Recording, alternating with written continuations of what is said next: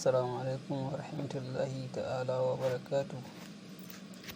Yau mun kawo muku wani sabon ilimi daga addinin musulunci.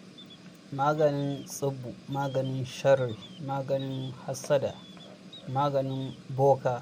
Idan ka fiye karanta wannan addu'a, insha maka Allah zai kare ka daga duk sharrin masahirci.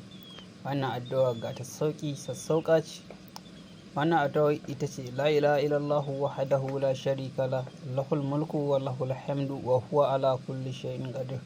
Kullum idan ka gama sallar asuba ka tsaya ka yi sau 100 kacal, insha maka Allah a ranar ko kuma a wannan ranar, insha maka Allah ba dai iska ba dai mashirar ba, insha maka Allah.